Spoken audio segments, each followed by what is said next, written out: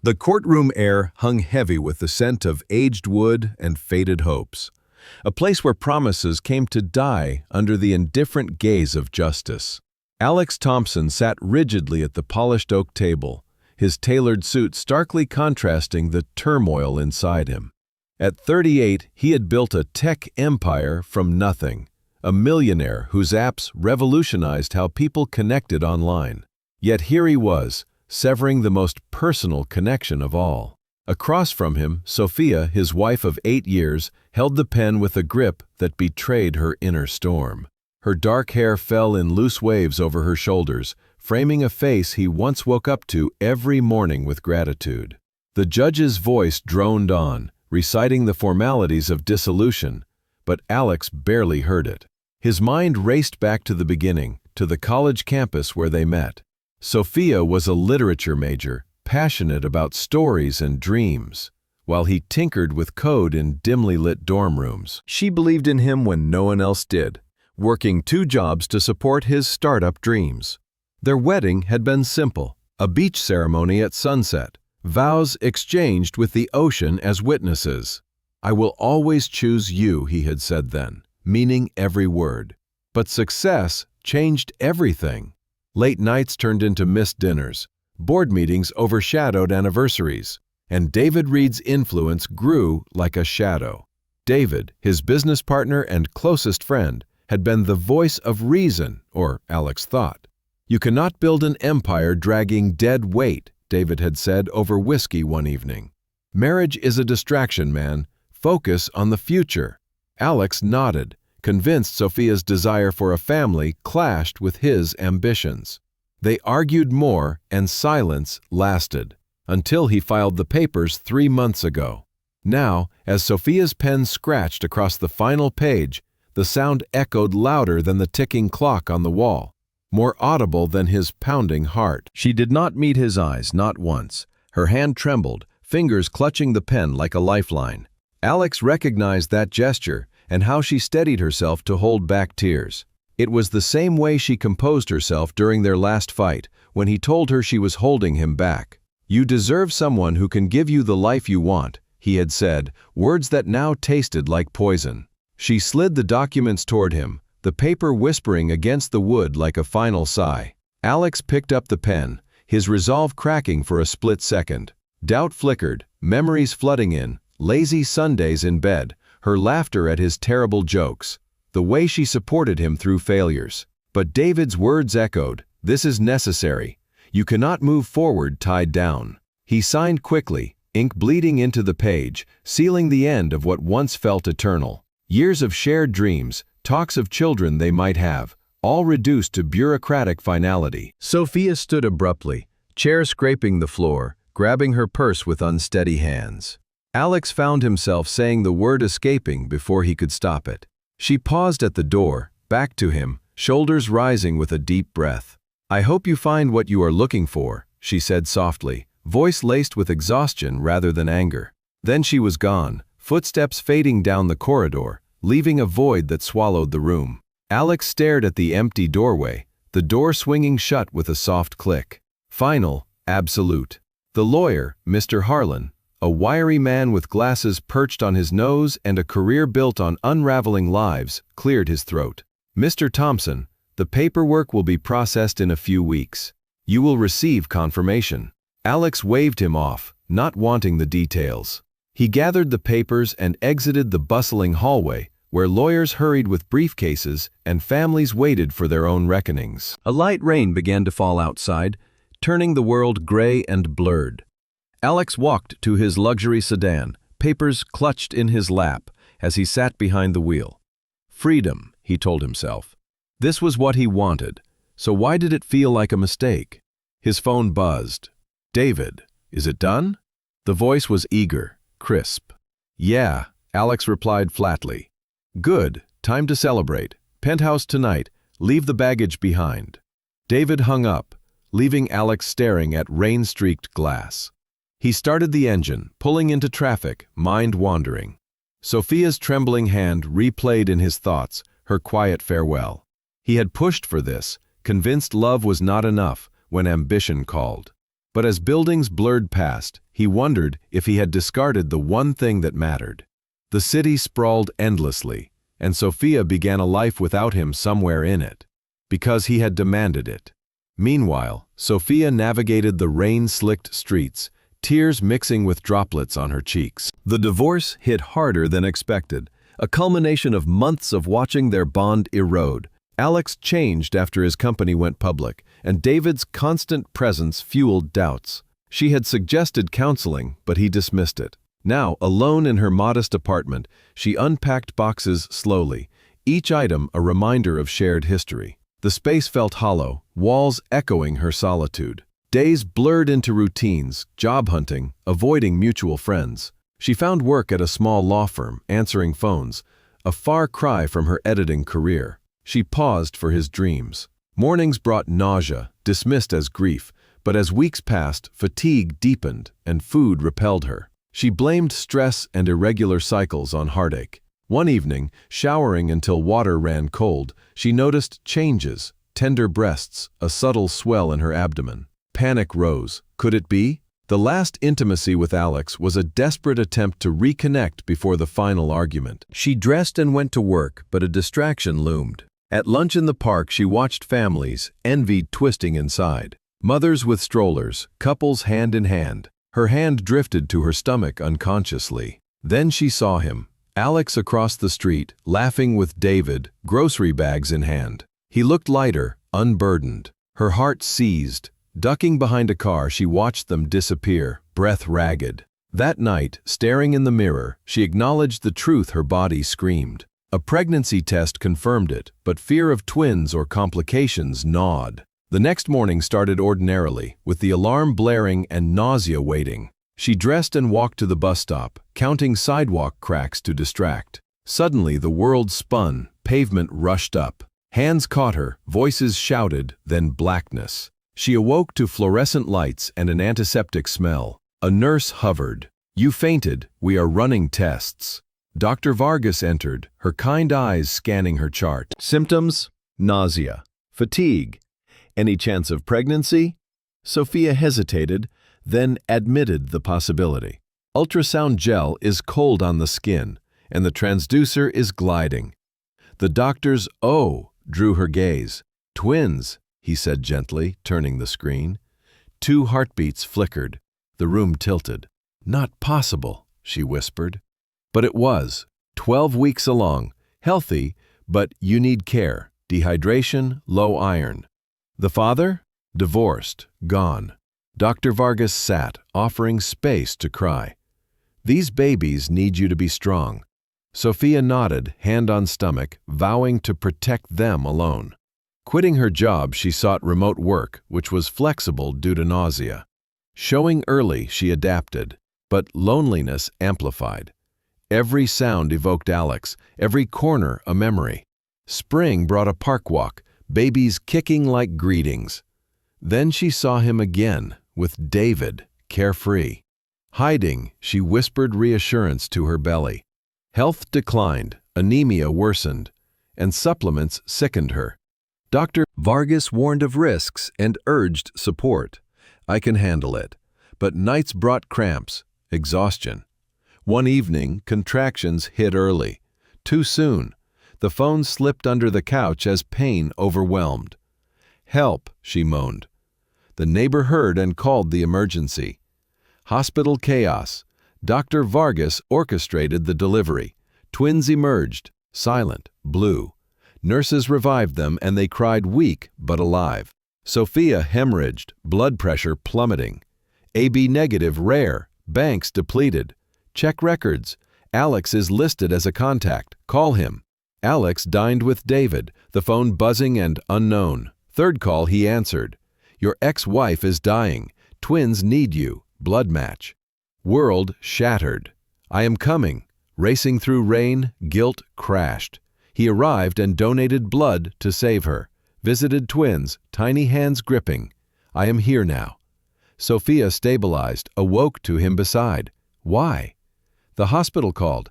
"I gave blood. Sorry for everything." She wept, confronted pain. Names: Ethan, Noah.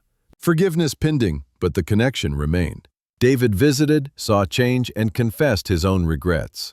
Therapy began, and the family mended slowly. Park walks symbolized new beginnings. Love endured, redeemed through action. Sophia unlocked the door to her new apartment, the key sticking slightly in the lock, as if the place resisted her entry. The space was cramped, a single room with a kitchenette squeezed into one corner, and a bathroom barely large enough for a shower stall. Windows rattled with every gust of wind, and a faint water stain marred the ceiling like an abstract map of lost paths. She set down the last cardboard box, labeled miscellaneous in neat handwriting, and surveyed her diminished world. Bare walls, worn carpet, and a dying plant left by the previous tenant on the sill. It was all she could afford after the divorce settlement, which left her with scraps while Alex kept the luxurious condo they once shared. The building hummed with life around her, but inside, silence pressed heavily. Next door, a couple's laughter filtered through the thin walls, bright and effortless, a stark reminder of what she had lost. She and Alex used to laugh like that, back when their days were filled with shared jokes and plans. Now, those memories felt like ghosts haunting her every move. She flicked on the television for company, a cooking show droning about perfect pasta, turning up the volume to drown out the neighbors. Unpacking came slowly, reluctantly, as if committing her belongings to shelves would make this solitude permanent. 2 dresses in the closet, books stacked by the window, plates in the cabinet. Everything fit too easily, a cruel testament to how little remained of her old life. Nights were the worst, lying in the narrow bed, staring at cracks in the ceiling while pipes groaned and a distant dog barked. Sleep evaded her, dreams twisted with Alex's face, reaching for him only to grasp empty air. Her body began its betrayal subtly. Mornings brought waves of nausea, coffee turning her stomach, exhaustion weighing like lead despite full nights of rest. She attributed it to heartbreak, the physical toll of grief. Food lost appeal, smells triggered gags, breasts ached with unfamiliar tenderness. She switched to looser clothes, softer bras, blaming irregular cycles on stress. Work became her anchor, a temporary gig at Harmon and Associates, answering phones in a cramped office smelling burnt coffee. "Good morning, how may I direct your call?" The script hid her turmoil, facing a beige wall that offered no judgments. Lunch breaks led to the nearby park, a sandwich uneaten on a bench as she observed life unfolding. Joggers pounded paths, mothers pushed strollers with ease, couples strolled intertwined. She envied the mother's purposeful strides, wondering if she could ever embody that strength. A subtle fullness in her body nagged, hand resting protectively on her abdomen without thought. Pull away quickly, as if caught in a forbidden act. One afternoon, fate intervened cruelly. Across the street, Alex appeared, grocery bags swinging, beside David Reed, his tall frame in an expensive coat, gesturing animatedly. They laughed, heads thrown back, Alex's shoulders relaxed in a way she had not seen since their early days. He looked liberated, as if divorcing her had lifted an invisible burden. Breath caught, she stood abruptly, sandwich tumbling to the ground. Ducking behind a parked car, heart hammering, she peered through windows. Alex nodded at David's words, smiling the smile once reserved for her. They turned the corner, vanishing. She remained crouched, hand to chest, calming ragged breaths. That night, the bathroom mirror reflected a thinner face, tired eyes, and the undeniable swell she had ignored. "Stress," she whispered, but doubt crept in. The signs aligned: nausea, fatigue, tenderness. Her body knew before her mind accepted. Climbing into bed, television blaring a late-night show, she pulled blankets over, hand on stomach, feeling a shift she was unprepared to name. Weeks blurred, symptoms intensifying. She quit the office job, citing family issues to the manager, Patricia, who nodded without probing. Remote work is better suited for routing medical calls from home and is flexible for breaks when sickness strikes. Pay dipped, but freedom allowed pajamas and careful movements. The belly grew undeniable, and the maternity clothes from thrift stores carried faint sense of others' joys. Daily sounds became triggers, footsteps mimicking Alex's stride, laughter echoing his timbre. Grocery runs brought paranoia, spotting blue jackets like his favorites, heart-stopping until strangers turned. The city brimmed with echoes of their past, street corners where they kissed, restaurants of dates, park benches of dreams shared, futures with children now ironically manifesting without him. Late spring urged her outdoors, apartment walls closing in. The park beckoned, babies active, flutters like small miracles amid burdens. Sitting under a tree, bark rough against her back, shade cooling, she whispered to them, "You are active today." Sun warmed her face, eyes closing in fleeting peace, pretending normalcy. Opening them, horror struck. Across, at a cafe with colorful umbrellas, Alex and David walked, bags in hand, laughing again. Alex looked healthier, hair trimmed, clothes new, moving with unburdened grace. She bolted up, belly awkward, hiding behind another car despite the strain. She watched their easy camaraderie through the glass, Alex's smile piercing her. They crossed elsewhere, disappearing. Legs shaking, she walked home the long way, avoiding main streets. The stairs to the apartment ached her back, and the elevator was broken. Inside, locked door, she collapsed. The mirror that night showed round firmness, movements visible under the skin. "Your father does not know," she said to reflection, to them. "He left us, we will be fine without him." Voice cracked, lie bitter. Bed called, television on Wales migrating, volume high. Sleep uneasily, dreams of oceans, drowning. Alex's voice, distant calling. Mistakes, and waking alone, constantly. Health warnings from Dr. Vargas echoed. Anemia was severe, and blood pressure was concerning. Vitamins helped with the slight nausea from supplements. Weight dropped instead of gained, food rebelled. Nights cycled, bladder pressure, cramps, jolting awake, disoriented. Hands trembled, falling items, fork slipping, phone clattering. Babies grow, pressing ribs, kicking, sometimes painfully, and whispering pleas for gentleness. Evening, tying shoes proved impossible, fingers uncooperative, frustration boiling to tears on the floor. Pull yourself together, but energy is lacking. Pain escalated one evening, low back wrapping to stomach, tightening relentlessly. Braxton Hicks? But books said otherwise. Not yet, she begged. Work interrupted, mid-call contractions forcing pauses. Callers concerned. "Are you all right?" "Fine," lied. By nightfall, standing was impossible. Couchside, breathing through waves, timing 3 minutes apart. Too fast. Phone on the table, stretch, contraction hit, device skittering under. Number. Crawling, reaching dust-filled space, vision blurring, sweat chilling. "Help!" Weak voice, walls muffling. Neighbor's dog barked persistently, and the owner investigated, hearing a moan. "Emergency services!" Sirens wailed, distant, then near. Paramedics burst in, hands on her, lights blinding. Losing her, urgent voices, hang on. Thoughts to babies, to Alex, never knowing. Blackness swallowed. At the hospital, Dr. Vargas commanded. Twins premature, mother hemorrhaging. Babies are transferred to the NICU, crying and appearing weak. Blood needed, AB negative scarce. Records show Alex. Call him. Alex, celebrating with David, the phone is insistent. Hospital voice, ex-wife dying, twins yours. Blood match only you. The world tilted, coming. Sophia stirred in the sterile brightness of the hospital room, her eyelids fluttering against the harsh fluorescent lights overhead. The air carried the sharp tang of disinfectant, mingled with the faint metallic scent that hospitals always seem to hold. Her head throbbed faintly, and as consciousness returned, fragments of memory pieced together. The bus stop, the sudden dizziness, the pavement rushing up to meet her. Voices had called out, hands had steadied her, then nothing but a void. "You are awake," a nurse said, appearing at her bedside with efficient movements. She was young, with a ponytail and a name tag reading, Lisa. "Stay still, you fainted at the bus stop. Someone called for help. Do you remember anything?" Sophia shook her head slowly, wincing at the effort. "I do not think I hit my head, just felt weak."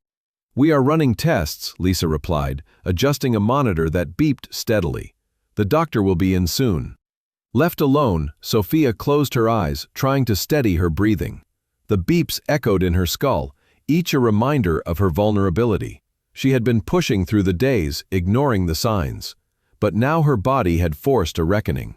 What if something was seriously wrong? The thought twisted in her gut, especially with the subtle changes she had noticed but dismissed. "Hello," a voice interrupted her thoughts. Sophia opened her eyes to see Dr. Elena Vargas at the foot of the bed, tablet in hand. Dr. Vargas had kind eyes framed by subtle lines of experience, her silver-streaked hair pulled back in a bun. She exuded calm authority, the kind honed from years in emergency rooms. "I am Dr. Vargas. How are you feeling?" "Confused, mostly. Embarrassed," Sophia admitted. "No need for that. Fainting means your body is signaling an issue. Let us figure it out." Dr. Vargas pulled up a stool and reviewed the chart. "Tell me about your symptoms. How long have you felt unwell?" "A few weeks, maybe longer. Tired all the time, nauseous. It was stressful because of recent changes. Any possibility of pregnancy?" The question landed like a stone in still water.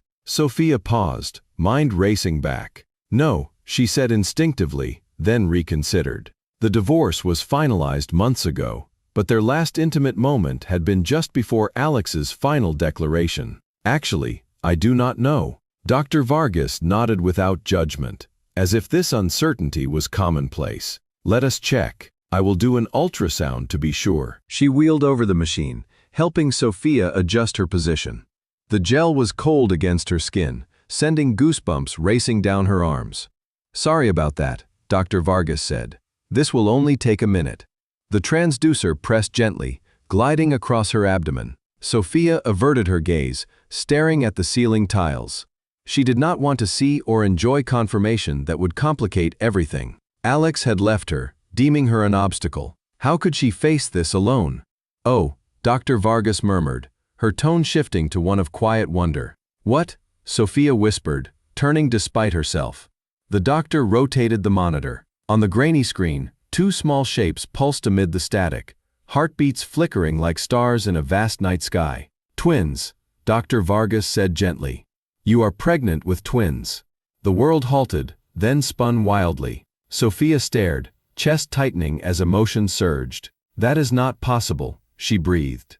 "It is very possible. Based on size, it is about 12 weeks along." "Have you had a period recently?" Sophia tried to recall, but the past months blurred into a haze of divorce proceedings, moving, and survival. The move, Alex's cold words, endless nights alone. "I cannot remember." "Breathe," Dr. Vargas instructed, hand on her shoulder. Deep breaths. Tears streamed down Sophia's face, unchecked. She pressed a hand to her mouth, then her stomach, feeling the faint curve she had blamed on poor habits. Twins, Alex's twins, conceived before he walked away, were growing while he celebrated freedom. "From what I see, they are healthy, strong heartbeats, but you are dehydrated and your iron levels are low. That caused the faint. You must take better care. These babies depend on you." These babies. Sophia's mind reeled. Alone, without support, how could she? "Does the father know?" Dr. Vargas asked carefully. She shook her head, voice breaking.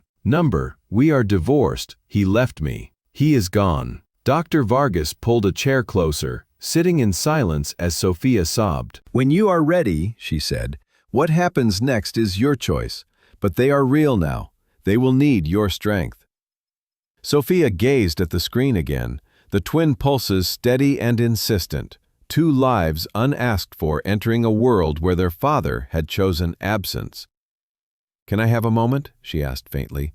"Of course, take your time. The nurse will check back." Dr. Vargas left, wheeling the machine away, but the image burned into Sophia's mind. Hands on her stomach, she felt the weight of responsibility settle like a mantle.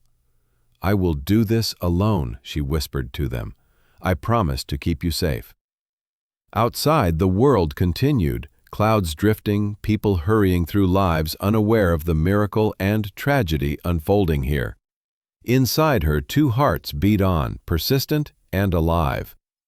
The discharge came with instructions, rest, vitamins, and follow-ups.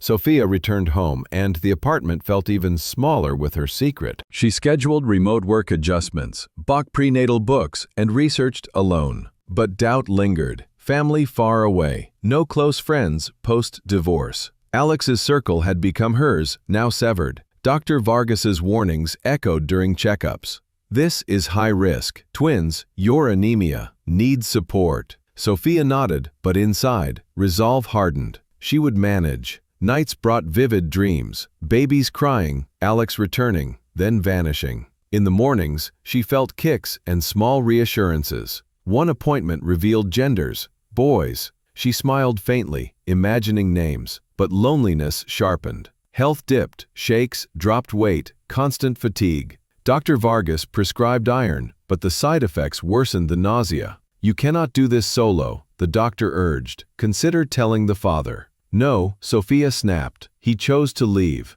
As the belly swelled, movements became visible, and she adapted. Thrift clothes, careful steps. Saw Alex once more in passing, hiding quickly. Pain started subtly, building to contractions. Too early.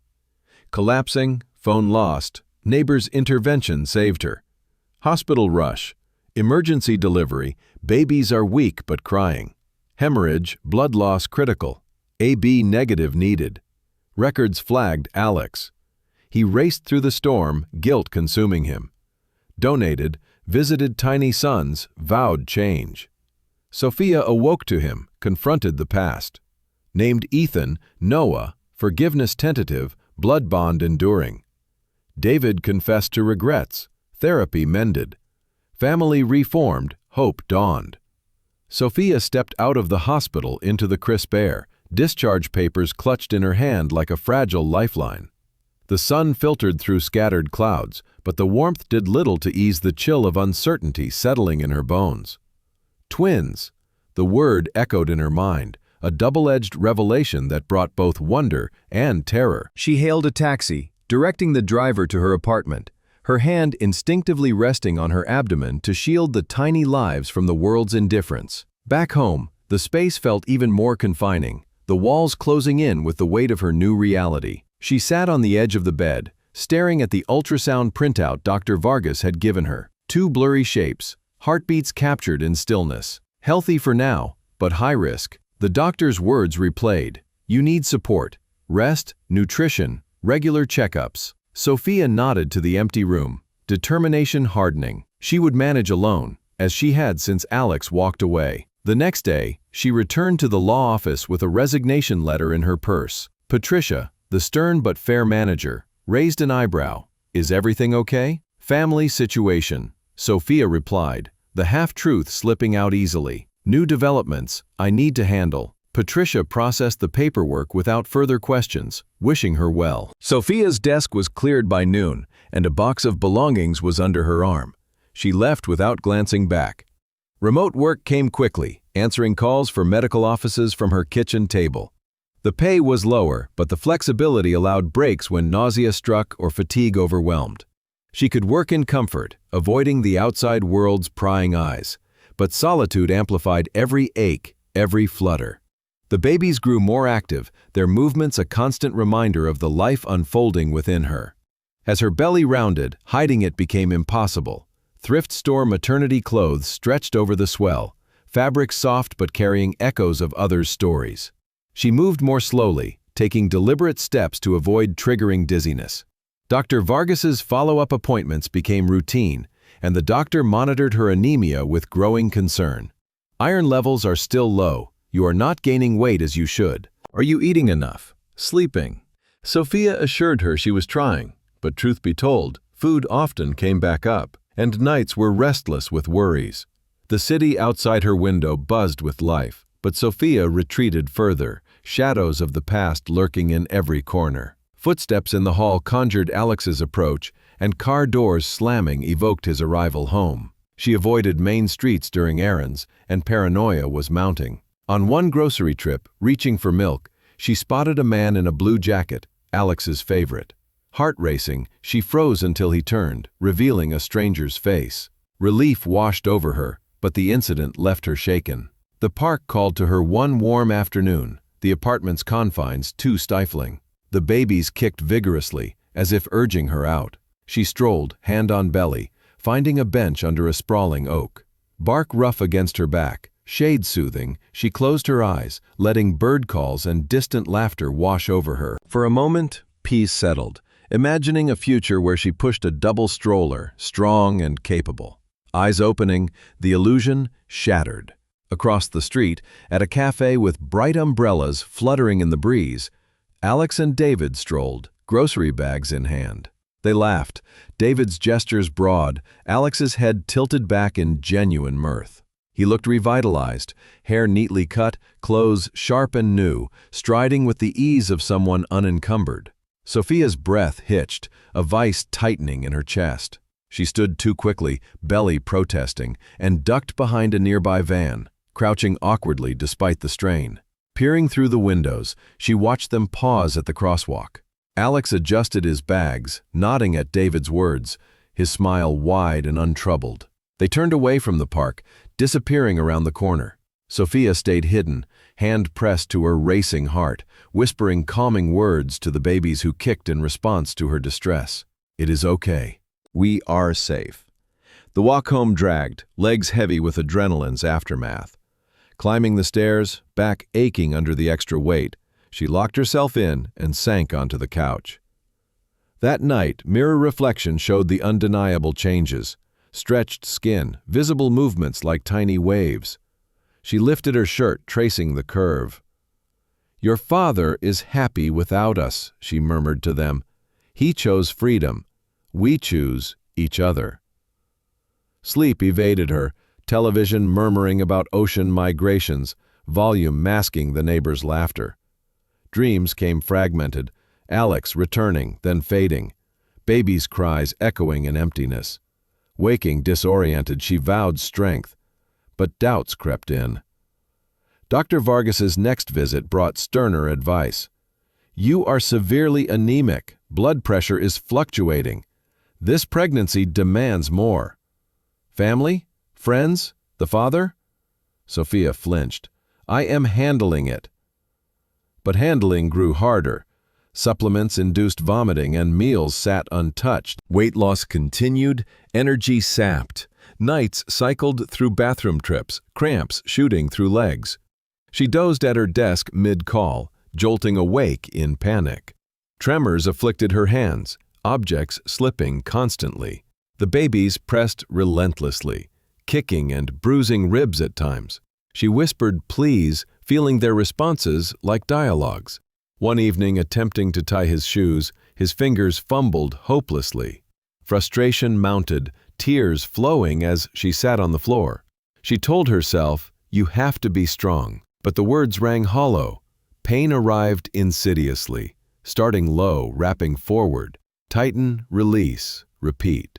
Books labeled it false labor, but intuition screamed otherwise. "Not yet," she begged her body.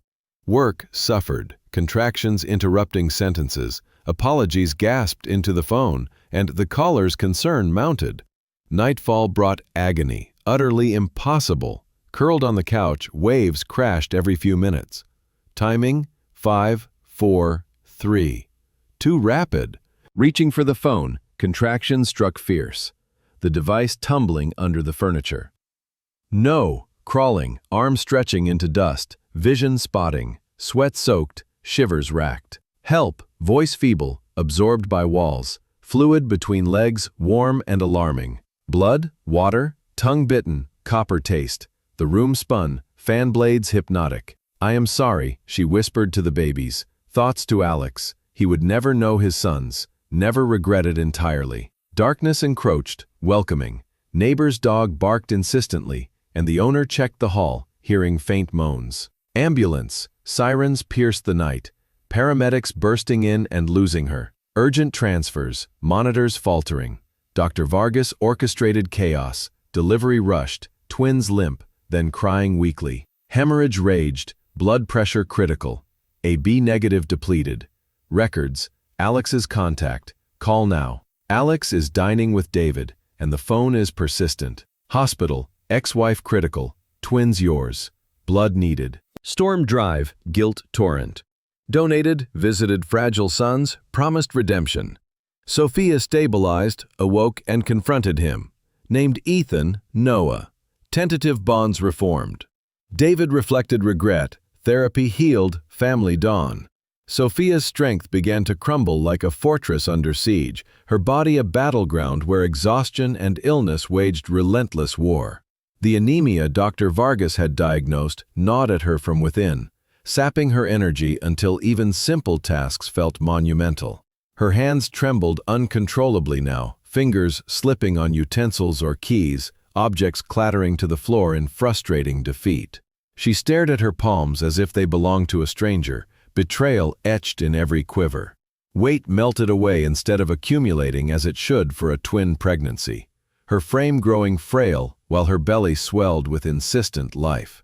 Food, once a comfort, became an enemy.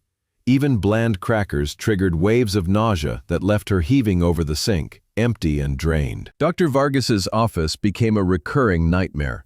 The waiting room filled with expectant mothers accompanied by partners, their hands intertwined in shared anticipation.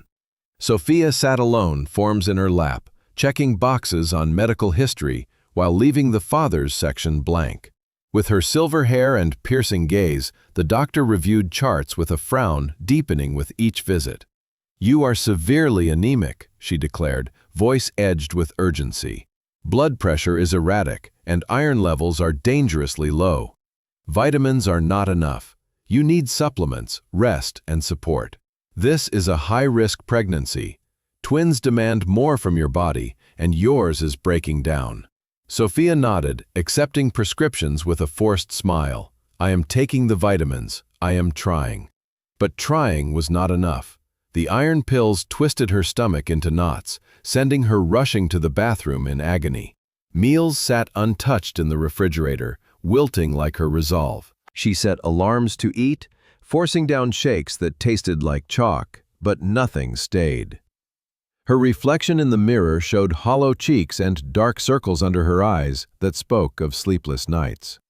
Legs cramped, back burned with a fire that no position eased. The babies, oblivious to her suffering, rolled and kicked with increasing vigor, pressing on her bladder every hour, forcing endless trips to the bathroom. The cycle became torturous: lie down, rise, relieve, repeat, until dawn broke and exhaustion claimed her in fitful snatches. She napped unwittingly at her desk during work calls, jolting awake to confused voices on the line. "Are you there?" "Sorry," she gasped, disoriented, heart pounding. Her voice, once steady, now wavered, hands shaking as she typed notes. Dropped glasses shattered, phones slipped from grasp, each incident a hammer blow to her fragile composure. One evening, the simple act of tying her shoes unraveled her. Belly obstructing, fingers fumbling with laces that refused to cooperate, frustration built like a storm. Tears streamed as she collapsed to the floor, sobbing in defeat. "Pull yourself together," she whispered fiercely. "You have to, for them." But energy eluded her, leaving only despair. She switched to slip-ons, simplifying life to bare essentials: work, survive, endure. The pain crept in like a thief in the night, starting low in her back before wrapping vice-like around her abdomen. Tighten, release, a rhythm that mocked her preparations. Braxton Hicks, she told herself, consulting pregnancy books with frantic flips. Practice contractions, normal. But deep down instinct screamed a warning. These felt different, sharper, more insistent. "Not yet," she pleaded to her belly, hands pressing as if to halt the inevitable. "You are not ready. We are not ready." The evening wore on, pain escalating, waves crashing closer together. She tried to work, voice steady on calls, but contractions forced mid-sentence halts, gripping the desk until knuckles whitened. "I apologize," she breathed. "Can you hold?" Callers shifted from patient to worried. "Are you all right?" "Fine," she lied through gritted teeth. "Just fine." By nightfall, standing was agony, each movement a firestorm. She reached the couch, curling on her side, breathing shallowly through the torment. Waves are now regular and relentless, and the timing app shows intervals shrinking. 5 minutes, 4, 3. Panic surged. Too fast. Everything is too fast. Please, not yet. Reaching for her phone on the coffee table, her fingers brushed the edge. Stretch further. A contraction hit like lightning, body convulsing, arm retracting instinctively. The phone skittered off, sliding under the couch. No, she gasped. No, no, no. On knees now, she crawled, arm delving into darkness and dust, fingers scraping futilely. Another wave, vision blurring, sweat beating cold on feverish skin. Help! The cry was weak, swallowed by thick walls. Neighbors absent, building silent.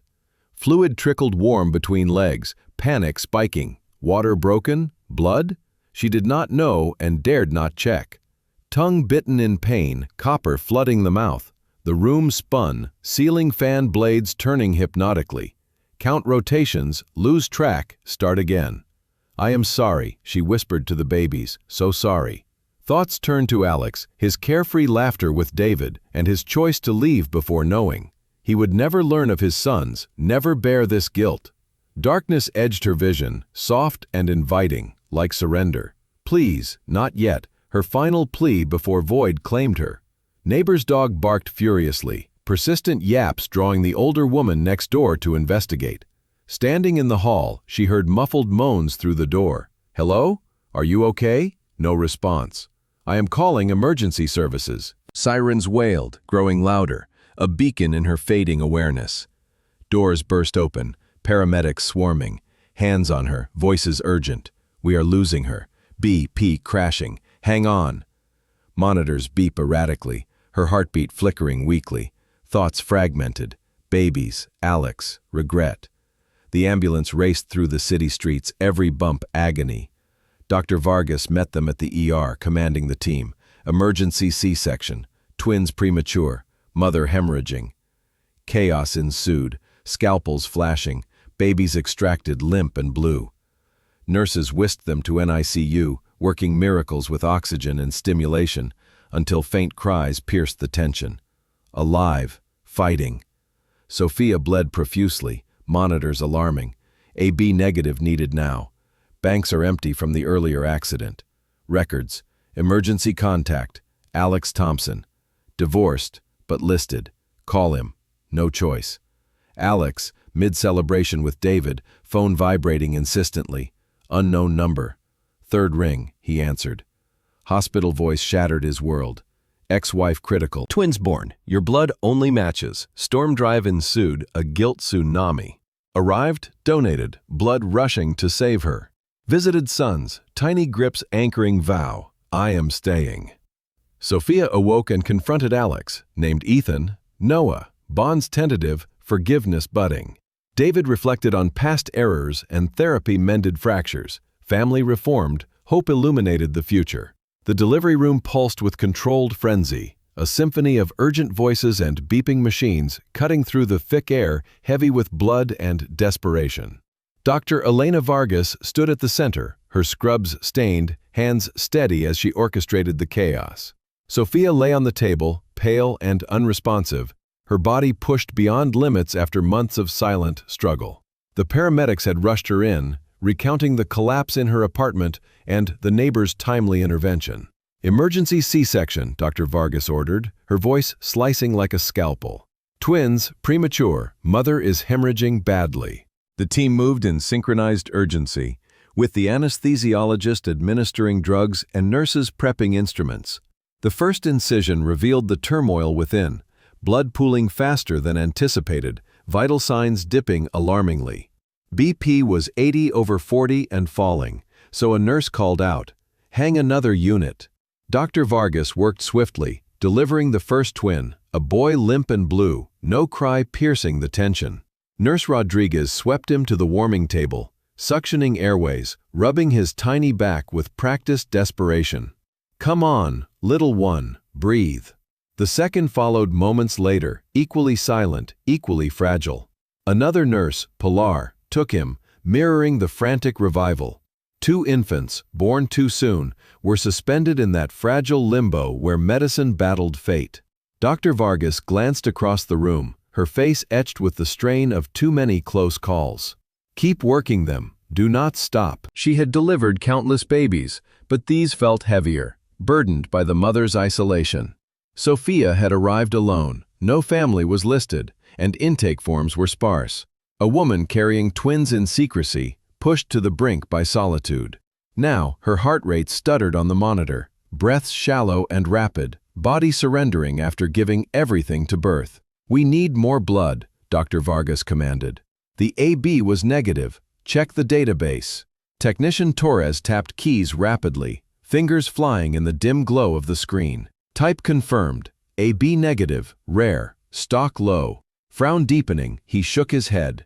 "Doctor, regional banks are depleted from that pile-up earlier. Multiple casualties. Nothing available."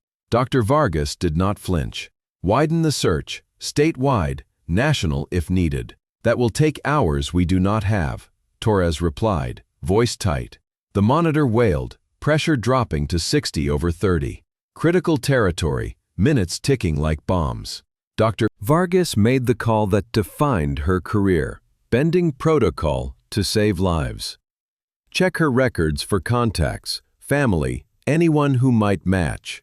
With her warm eyes and unyielding spirit, Nurse Pilar grabbed the file. Mostly blank, no next of kin, no support. She came alone. Wait, old emergency contact, Alex Thompson, listed as husband. Note says divorced, outdated. Perfect, Dr. Vargas said, call him. Pilar hesitated, ethics clashing with necessity. If they are divorced, I do not care about the divorce. I care about saving this woman and her sons. Make the call. Pilar dialed, phone to her ear, whispering a silent prayer. It rang into the void. Across town, Alex sat with David, clinking glasses in celebration. Phone buzzing ignored. Spam, he muttered. In the NICU corner, a gasp. Baby A cried weakly, a mew like a kitten's first sound. Rodriguez's face lit with relief. We have one, breathing on his own. The second echoed soon after, cries faint but defiant. Both alive, struggling but persistent. Dr. Vargas allowed a breath of hope, then refocused on Sophia, blood still flowing unchecked. Still no answer, Pilar reported, redialing. Alex finally answered, voice casual. Hello, Mr. Thompson. This is Nurse Pilar from City General. About your ex-wife, Sophia. She is not my. We are divorced, and yes, noted. But you are her emergency contact. Listen carefully. She is in critical condition after delivering twin boys. She needs a transfusion. AB negative. You are the only potential match. Alex's world fractured. Twins? Boys? Mine? Sir, your blood type? AB negative, he stammered. Oh God. He said I am coming, bolting from the table, and David called after him. The storm was raging outside. Alex drove recklessly, and there was rain hammering and guilt flooding. He had left her pregnant, unknowing. Arrived soaked, donated blood, vein pierced, life force flowing to save her. Visited NICU, tiny hands gripping his finger. Vowed, I am here now. Sophia stabilized slowly and awoke to his presence. Why? The hospital called, gave blood, sorry for everything. She confronted, you left me alone. Twins mine. Yes. Named Ethan, Noah. Forgiveness was hesitant, but blood ties bound them. David arrived, saw change, and confessed his lost family to ambition. Therapy sessions began, mending rifts. The family was reformed tentatively, and park walks symbolized renewal. Hope flickered, love redeemed through trials. Alex sat in the dimly lit restaurant, the clink of glasses and murmur of conversations forming a backdrop to his forced celebration. Candlelight flickered across the table, casting shadows on David's face as he raised a toast. To new beginnings, David said, his voice brimming with enthusiasm. The deal we closed today is just the start. Empire building, my friend. Alex forced a smile, clinking his glass, but his mind wandered elsewhere. The divorce was final, and freedom tasted bitter, like wine gone sour. David's influence had pushed him here, convincing him that Sophia was an anchor in the turbulent seas of ambition.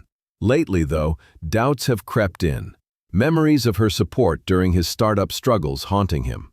His phone buzzed on the table, and the screen lit up with an unknown number. Probably spam, Alex muttered, flipping it face down. David grinned. Popular tonight? Another buzz. Want to answer that? Alex glanced at the same number. It can wait. They continued talking, and David outlined plans, expansions, and investments. The phone vibrated again, insistent. You should get it, David urged, concern edging his tone. 3 calls mean something. Alex excused himself, weaving through tables to the entrance, cool night air rushing in as he answered. Hello? The voice on the other end was calm yet urgent, professional polish masking underlying desperation. Is this Alex Thompson? Yes. Who is this? This is Nurse Pilar from City General Hospital. I'm calling about your ex-wife, Sophia.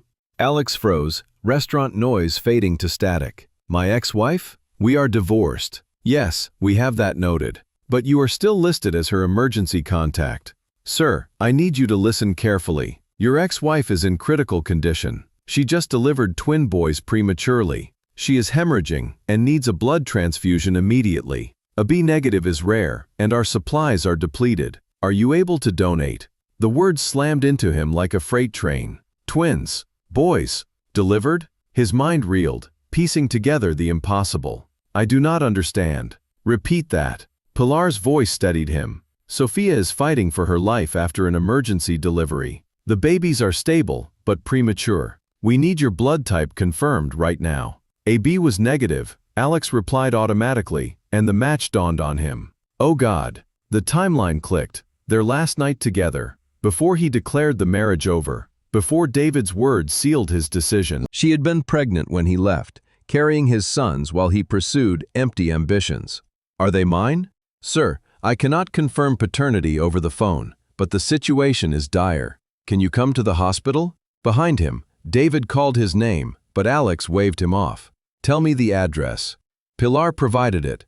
Emergency entrance. Hurry. He hung up, world spinning. David approached. What happened?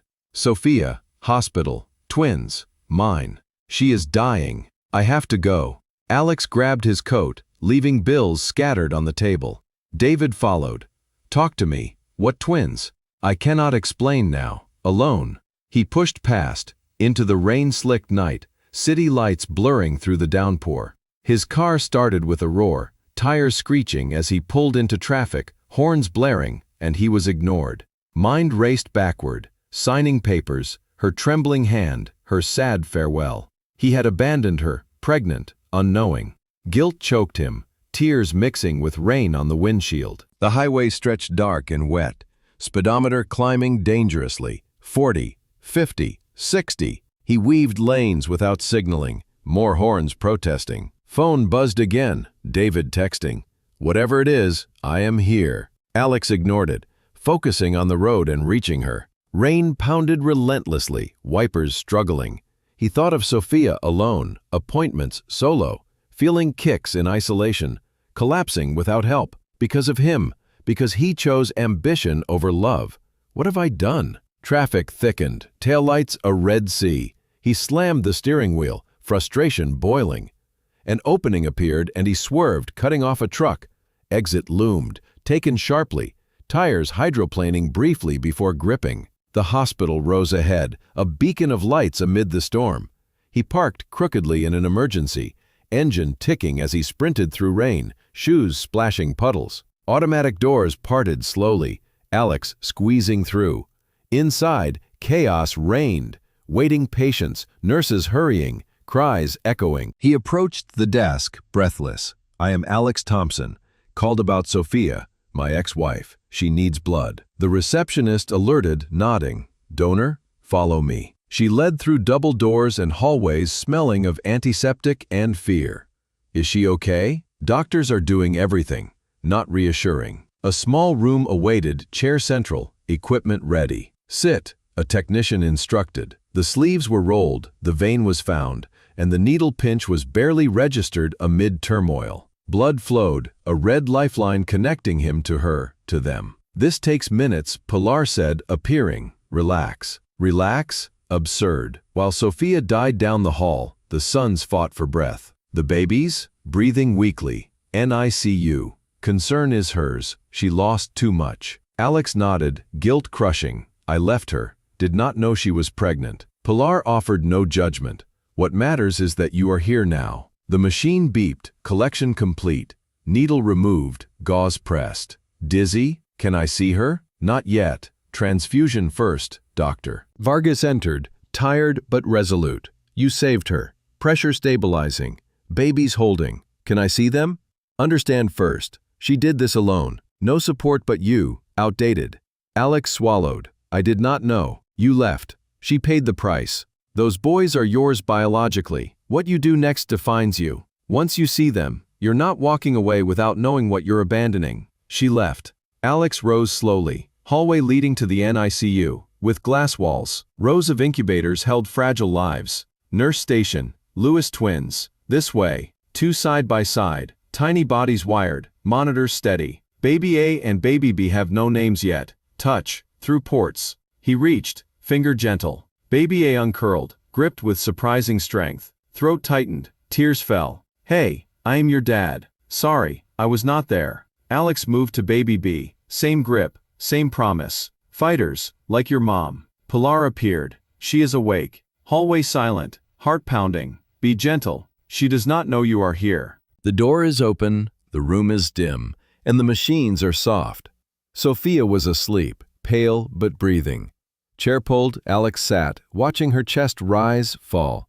Exhaustion hit, head dropping, sleep claiming him. Hand on bed's edge, reaching for redemption. Sophia stirred later, eyes opening to him. Alex? He woke, relief flooding. You are awake. What are you doing here? The hospital called, gave blood. Twins alive, boys, fighters. She touched her stomach, empty. Can you see them? Soon, rest. Tears fell. You left. I know, sorry. Does not fix, but I am here now. Love you always, convinced wrong. She closed her eyes. Do not know trust. Let me prove. Names? Ethan, Noah. He pressed her hand to her chest. Blood shared, connected forever. Rain stopped, dawn breaking. In the NICU, the boy's eyes opened. Welcome, the nurse whispered. Dad trying, counts. Room 847, 2 slept close. Blood, choice, binding. David visited, confessed regrets, and lost family ambition. Therapy started, healing slowly. Family dawned anew. The donation room was stark and silent, save for the soft hum of the machine drawing Alex's blood into the collection bag. Pilar worked with quiet efficiency, monitoring his vitals and adjusting the tube as needed. Her movements were automatic, born from years of handling crises, but her eyes held a compassion that pierced through the clinical detachment. Alex stared at the ceiling tiles, counting the specks in a futile attempt to anchor his racing thoughts. The needle's sting had faded, but the guilt burned hotter, a fire in his veins matching the flow of red liquid leaving his body. You are doing great, Pilar said softly, her voice a gentle counterpoint to the mechanical whir. Am I? Alex's tone was hollow, laced with self-loathing. I just learned I abandoned my pregnant wife, left her to face this alone. She almost died because I was not there. Pilar paused, her hand still on the equipment. She had heard similar confessions in these rooms, raw outpourings from people confronting their failures. Sometimes, silence was the best response, letting the words hang until the speaker processed them. She never told me, Alex continued, voice cracking. And I do not blame her.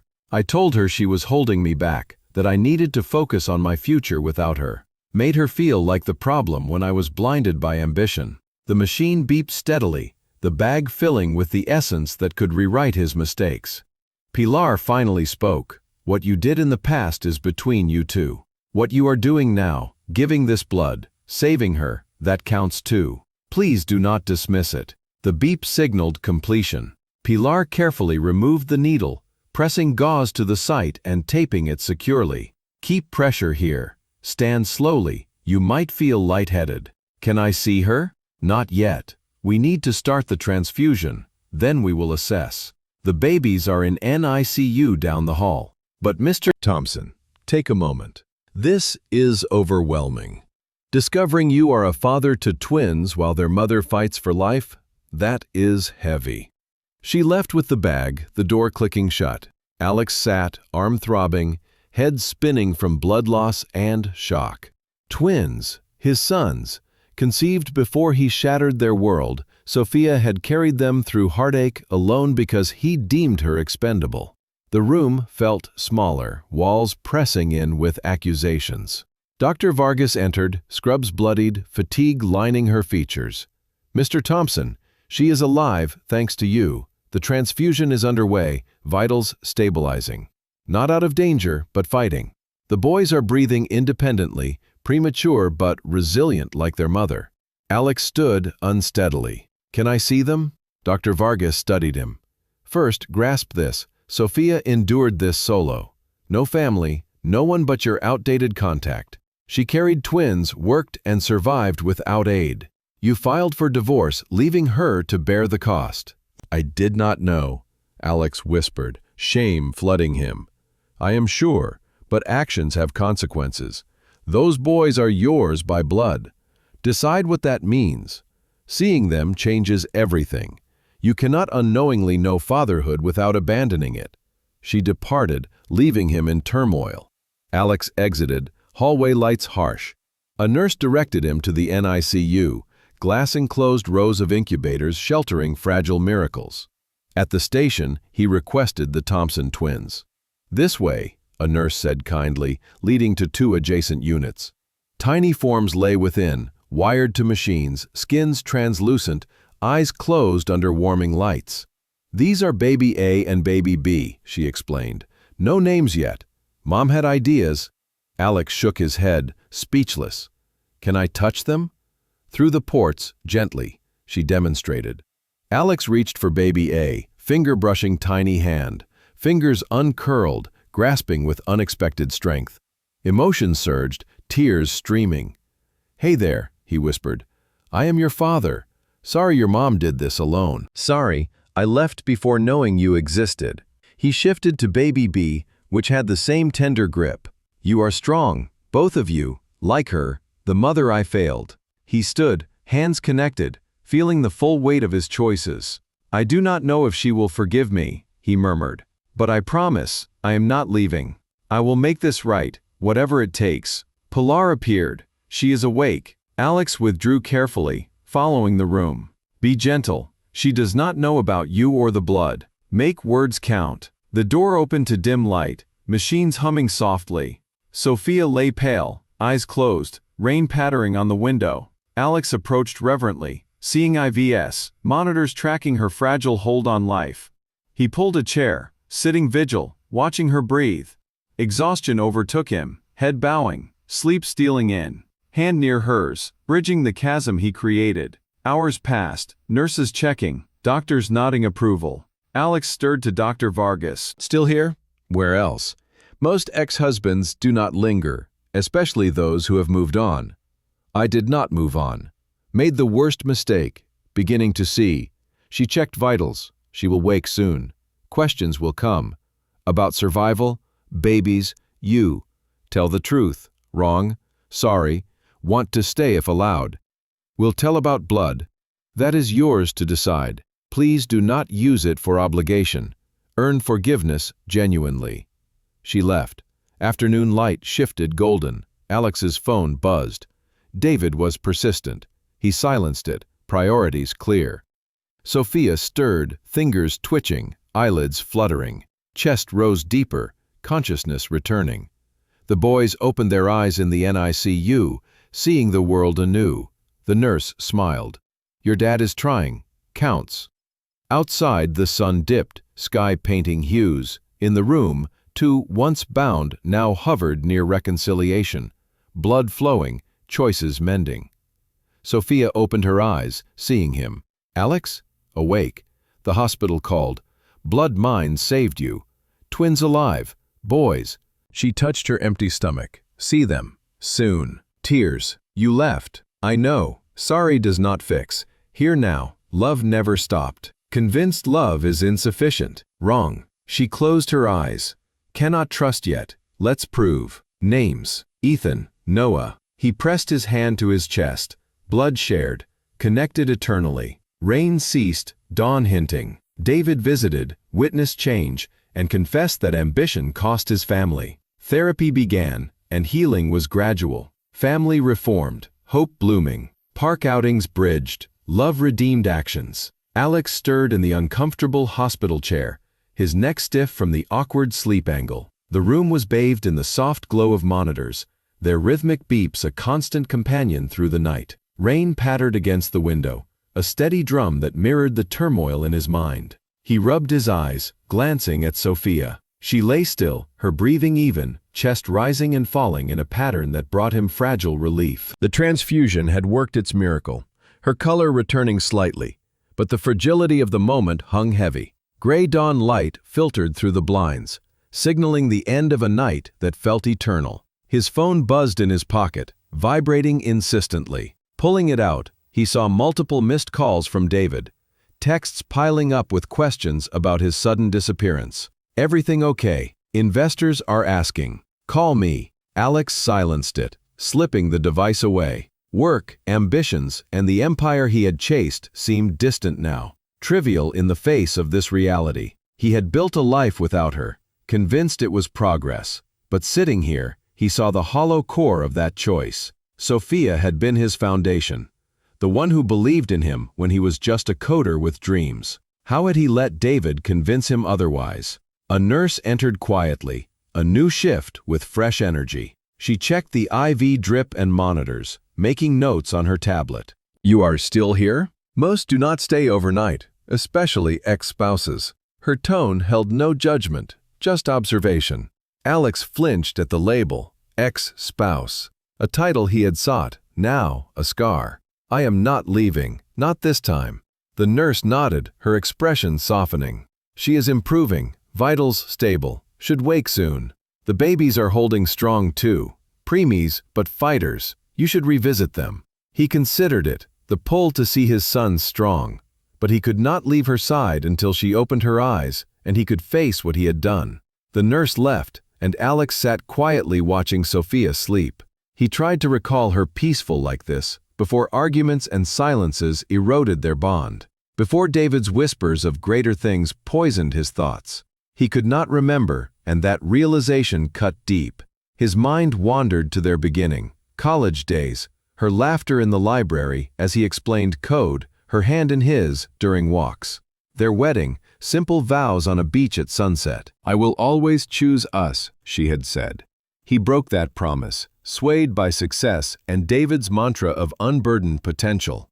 Phone buzzed again. "David." Alex stepped into the hall to answer, keeping his voice low. "Where are you?" David demanded, worry sharpening his words. "You vanished last night." "Hospital. Sophia had twins. Emergency. They are mine. She almost died. I donated blood." Silence stretched. "Twins? Yours? Jesus." "Alex, are you okay?" "No. I left her pregnant without knowing. Need time. Everything is on hold." David's tone shifted. "The deal, investors. I know, but family first. We'll figure it out." Alex hung up, leaning against the wall. David's words echoed past advice. Cut ties, focus forward. Now, they rang false. Back in the room, Alex resumed his vigil. Hours ticked by, doctors checking progress, nurses rotating. Pilar brought coffee and a sandwich. "Eat, you donated blood, need strength." He forced bites, tasting nothing, but the caffeine grounded him.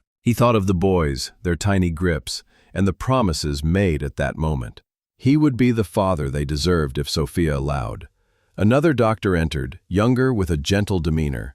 "She is doing well. Transfusion is a perfect match. She will wake soon. Recovery will be long. Twins, trauma, and emotional toll. Need support. I want to help, if she lets me." "That is up to her. Showing up matters. Past is past, future is what counts." He left. Alex pondered. What do you do next? Dr. Vargas returned, less weary. "Still here?" "Where else?" "Most move on. I made a mistake, the biggest of my life." She checked the monitors. "She will wake. Questions about survival, babies, and you. Be honest. Regret, apology, desire to stay." "Will be." She departed. Light shifted to afternoon gold. Alex's eyelids drooped, but he fought sleep, wanting to be alert when she woke. Exhaustion won, head falling forward. Sophia stirred, unnoticed at first, fingers twitching, breaths deepening. Eyelids fluttered, awareness returning. In the neonatal intensive care unit, boys opened their eyes and the world sharpened. Nurse noted, smiling at synchronicity. Mother and sons awakened together. Alex woke to movement. Sophia's eyes open, gazing at the ceiling. "You are awake," he said softly, relief flooding. "What are you doing here?" Voice weak but sharp. "The hospital called, emergency contact, gave blood to save you. Twins alive. Boys, strong." She touched her stomach, tears welling. "See them?" "Soon. Rest." Tears fell. "You left, broke me." "Yes, sorry, insufficient, but true. Wrong about everything. Love is always there, buried under ambition. Want to stay, prove changed, if allow." She closed her eyes, hurt too much, alone through all. "Let me make it right. Names? Ethan, Noah." He took his hand and pressed it to his chest. "Blood mine in you, yours in me. Connected beyond papers." Rain stopped, light warming. David arrived, saw the scene, and confessed, "Lost my family to ambition. Wrong advising you. Sorry." Therapy began, sessions raw but healing. Family mended slowly, park walks with stroller, laughter returning.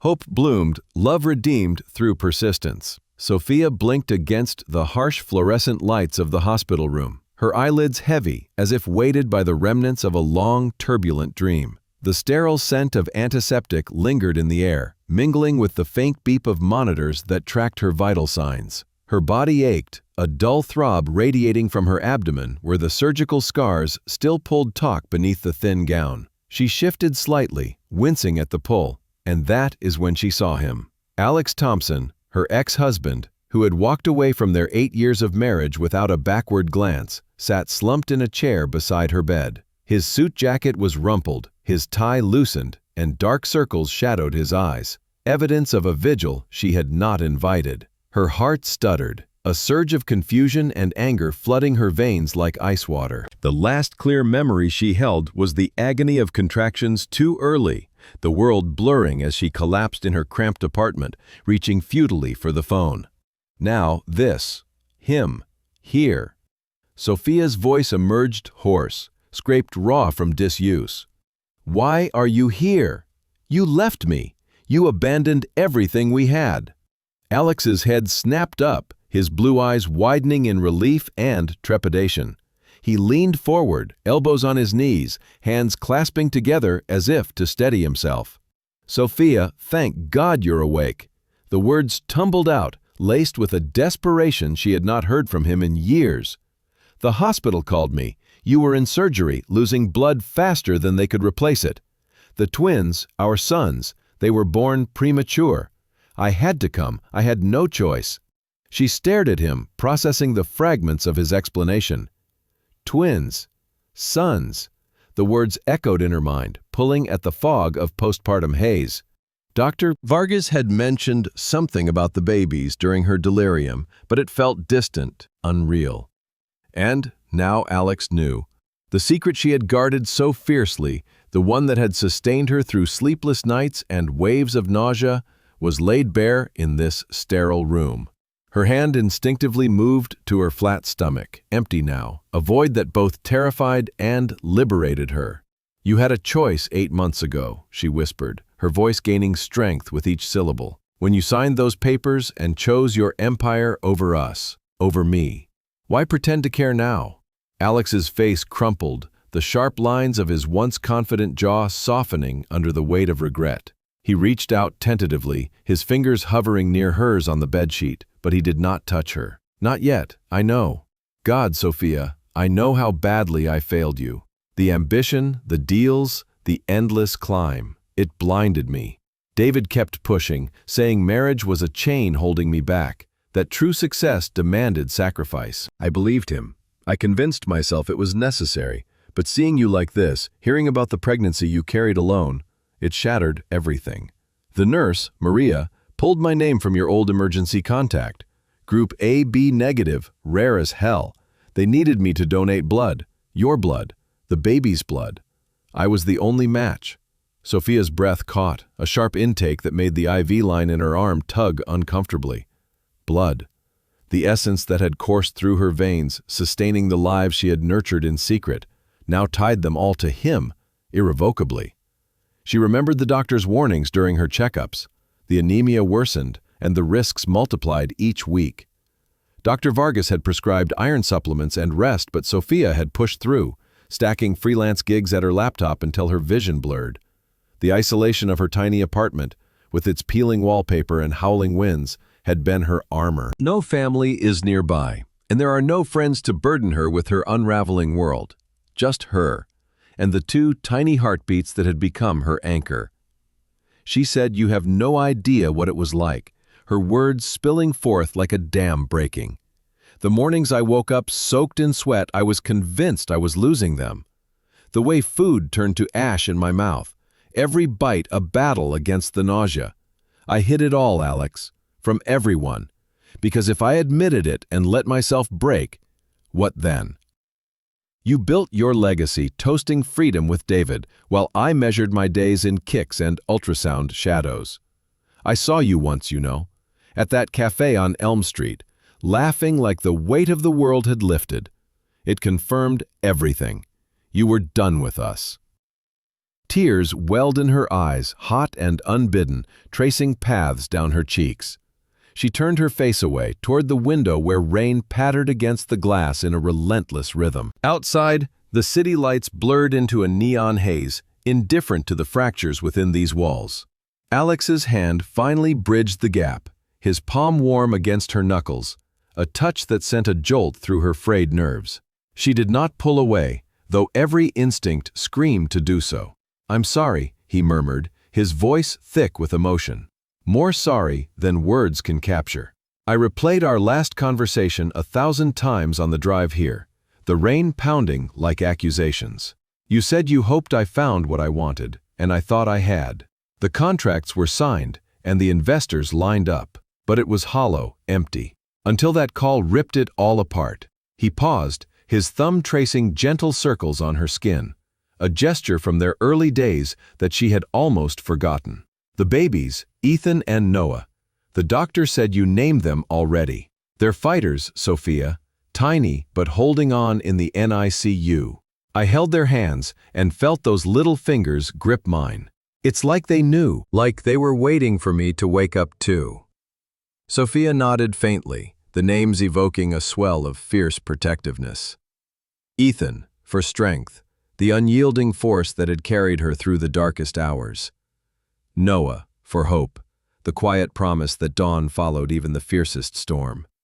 She had whispered them to her belly in the silent nights, weaving stories of a future where they thrived, unscarred by their parents' mistakes. Hearing Alex speak them aloud twisted something deep inside her, a thread of connection she could neither sever nor fully embrace. Through the blood, she admitted softly, her gaze returning to his. "That's what binds us now. Not vows or rings, but this. You gave them life when I couldn't anymore. The doctor said without the transfusion, I might not have made it. They might not have. So thank you, for that at least." Alex's eyes glistened, unshed tears reflecting the dim light. "It wasn't enough. It will never be enough to erase what I did, but let me try. Let me be here, not as the man who left, but as their father, as whatever you need me to be. No pressure, no demands, just us. We didn't plan this family, but we can't deny it." The room fell into a weighted silence, broken only by the steady drip of her IV and the distant murmur of hospital corridors. Sophia studied him, searching the familiar planes of his face for the boy she had fallen for at university. The lanky student with wild dreams and a laugh that lit up lecture halls. Success had sharpened him, etched lines of ambition across his brow, but she glimpsed flickers of that vulnerability beneath it. The rain outside intensified, drumming a staccato beat that mirrored her racing thoughts. Forgiveness was not a switch to flip, not after the solitude that had carved hollows in her soul. Yet, in this moment, with the ghosts of their past hovering like shadows, she felt the stirrings of possibility. "Tell me about them," she said finally, her voice steadier. "The boys. What do they look like? Alex's expression softened, a tentative smile breaking through.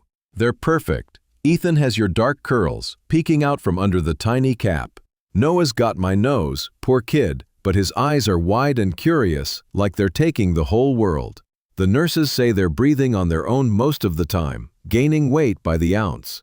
I sat with them for hours, reading that old book of poetry you loved, the one from our anniversary." A ghost of a smile tugged at Sophia's lips, memories surfacing unbidden. Shelves of dog-eared volumes in their old apartment, late nights tangled in sheets, reciting verses until dawn. Those days felt like another lifetime, before boardrooms and betrayals.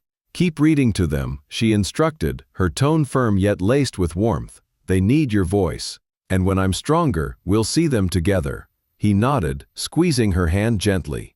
"Together, I promise." As the pain medication wove its sedative threads through her system, Sophia allowed her eyes to drift closed, exhaustion claiming her once more. But this time, the darkness held less terror. Alex remained a quiet sentinel, his presence a bridge over the chasm of their shared history. In the quiet, she pondered the irony. The man who had severed their bond with ink and resolve now mended it with the most primal of gifts, his blood coursing through her veins, through their sons. It was not redemption in full, not yet, but a reckoning.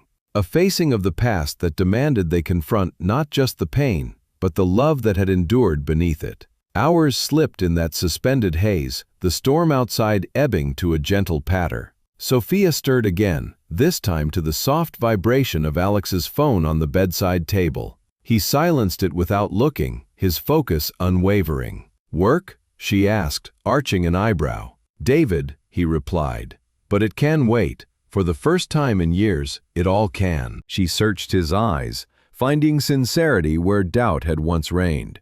The path ahead was uncharted, fraught with therapy sessions, midnight feedings, legal tangles, and lingering hurts. The twins' genetic test results loomed unspoken, a shadow Dr. Vargas had hinted at during rounds, hinting at inherited conditions that would test their resolve. Yet, Sophia felt the first stirrings of alliance in this fragile interlude. Not love reborn, perhaps, but a partnership forged in fire. "Rest now," Alex murmured, adjusting her pillow with care. "I'll be here when you wake." And as sleep reclaimed her, Sophia allowed herself to believe him. The past had clawed its way to the surface, demanding accounting. But in its wake lay the raw materials for something new. Ethan and Noah, their tiny warriors, pulsed with potential. Strength and hope, embodied. The family they might yet become. The hospital corridor hummed with the subdued rhythm of late afternoon, fluorescent lights casting long shadows across the linoleum floors. David Reed strode through the automatic doors with the purposeful gait of a man accustomed to commanding boardrooms, his leather briefcase swinging at his side like an extension of his will. He had ignored 3 missed calls from Alex earlier that day, assuming they were about the latest venture capital pitch. Still, curiosity turned to alarm when the 4th came from an unknown number prefixed with the city hospital code. Now, as he scanned the signage for the neonatal intensive care unit, a knot of unease tightened in his chest. Alex Thompson, his protege and closest ally in the cutthroat world of tech startups, had vanished into this place of beeps and bandages, leaving a multi-million-dollar merger hanging by a thread. David spotted Alex through the glass partition of the family lounge, hunched over a small bassinet where one of the twins lay swaddled in a pale blue blanket. The other infant rested nearby, connected to a web of monitors that blinked like distant stars. Alex's broad shoulders, usually squared in defiance of any setback, now curved protectively, his large hand dwarfing the tiny fingers curled around his thumb. It was a sight so incongruent with the shark he knew that David paused, the door handle cold under his palm. He had come to drag Alex back to reality, to remind him that empires did not build themselves, but this tableau rooted him in place. Pushing the door open, David cleared his throat. "Alex, we need to talk. The merger documents are stacking up, and the investors are circling like vultures. You cannot hide out here indefinitely." Alex did not look up immediately, his gaze lingering on the baby's serene face, and his chest's faint rise and fall were a testament to fragile resilience. When he finally turned, his eyes held a clarity David had not seen since their university days, before the late nights and ladder climbing had hardened them both. "David," he said quietly, his voice steady despite the exhaustion etched into his features. "Sit down. This is not about work. Not anymore." David hesitated, then dropped into the vinyl chair opposite, setting his briefcase aside with uncharacteristic care. The lounge smelled of coffee from a nearby machine, and the underlying tang of sanitizer, a far cry from the espresso bars of Silicon Valley cafes. He studied Alex, noting the rumpled shirt sleeves rolled to his elbows, the stubble shadowing his jaw. What the hell happened? The nurse on the phone mentioned twins. "And Sophia, I thought that chapter was closed." "It is not," Alex replied, his tone measured. "The chapter never closed, David. It just got buried under all the noise we created. Sophia nearly died giving birth. The boys, Ethan and Noah, are fighters, but came too early. And without my blood, none of them would be here. I signed those divorce papers thinking I was freeing myself for something bigger." But he gestured toward the bassinets. "This is the bigger thing. I am not going back, not yet, not until they are strong enough." David leaned back, crossing his arms, a flicker of impatience crossing his face. He had always been the architect of their successes, who whispered that personal ties were liabilities in the race to the top.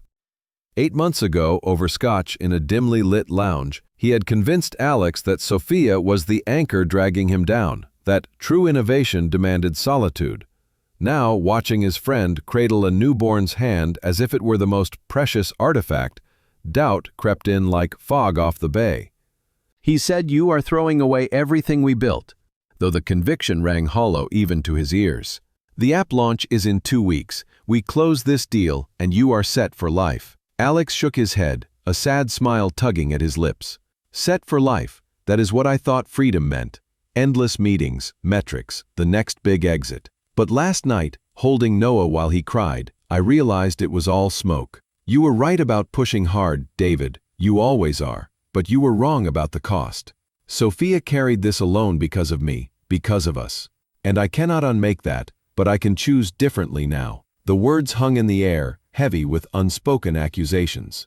David shifted uncomfortably, his fingers drumming a staccato on the armrest. He had built his fortune on ruthless decisions, advising countless entrepreneurs to sever emotional deadweight. Yet, memories surfaced unbidden as the monitors beeped softly, syncing with the twins' heartbeats. A decade ago, in a similar sterile room, he had stood over his wife's bedside, her hand limp in his after a car accident he had caused by texting during a drive home from a networking event.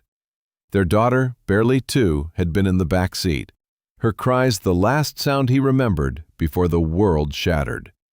Guilt had driven him to dissolve the remnants of that life, channeling grief into ventures that numbed the ache. He had never spoken of it, not even to Alex, burying the loss under layers of success. "I was wrong," David admitted, his voice barely above a whisper. The confession clawed its way out, raw and unpolished. "Not just about you and Sophia, about everything. I lost my family the same way, pushed too far, too fast. One night, rushing to a pitch, I took my eyes off the road. Crash. Emily never woke up. Little Sarah, she went to my sister after that. I told myself it was for the best, that I could not be the father they needed, but it was cowardice. Ambition as armor. Seeing you here with them is like staring at the man I could have been if I had turned back sooner." Alex's expression softened, surprise mingling with empathy. He reached across the space between them, clasping David's shoulder. "I am sorry, man. I never knew. When you pushed me to cut ties, I thought it was just your style, the lone wolf philosophy." David nodded, swallowing against the lump in his throat. "It was, still is, in a way. But do not make my mistakes. Stay. Be the father these boys deserve. The merger can wait, or find someone else to run point. You have earned a pause." Their conversation drifted then, from regrets to tentative plans, the lounge filling with a fragile camaraderie born of shared vulnerability.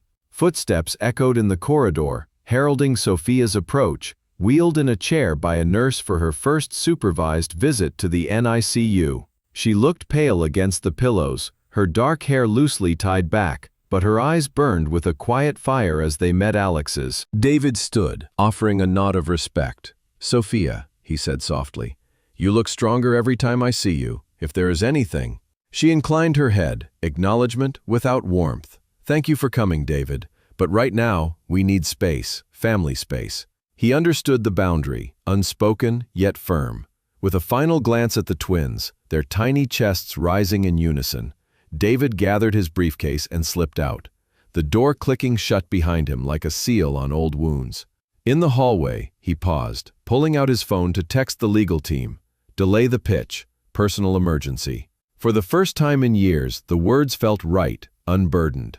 Back in the lounge, Sophia allowed Alex to lift Ethan into her arms, the baby's weight a revelation of warmth and wonder. He was lighter than she remembered from the ultrasounds, his skin translucent over delicate veins, but his grip on her finger was fierce. Noah followed, nestled against her chest, their combined heartbeats a symphony against her own.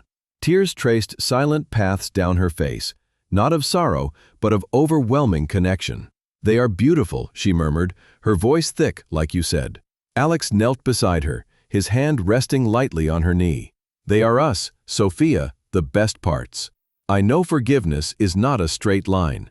I broke us, but if you let me, I will spend every day proving I can rebuild."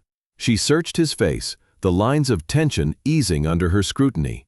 The hurt lingered, a bruise on her heart that time alone could not heal. Yet, in the curve of Ethan's cheek, the determined set of Noah's mouth, she saw echoes of the man before ambition claimed him.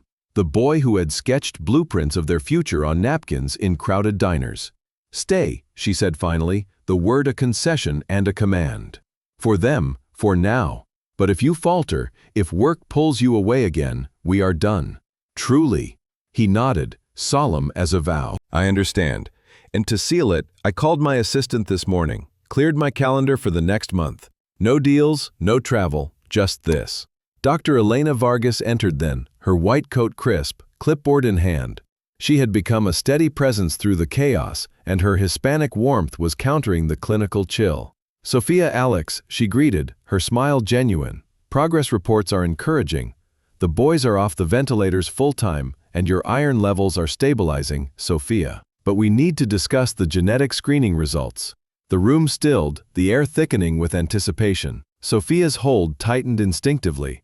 "What is it?" she asked, bracing for the worst. Dr. Vargas pulled up a chair, her tone compassionate yet direct. "Preliminary tests show a hereditary condition, mild hemophilia variant, linked to Alex's side of the family. It is manageable with modern treatments, prophylactic infusions, and monitoring, not life-threatening, but it means lifelong commitment. Regular checkups, activity restrictions in youth, and education on bleeds. It is a curveball, but one we can navigate." Alex absorbed the news, the weight settling like an old debt called due. His grandfather had whispered of such shadows in their lineage, dismissed as ancient history. Now, it manifested in the boy's fragile forms, demanding he confront the legacy he carried. "We will handle it," he said, meeting Sophia's gaze.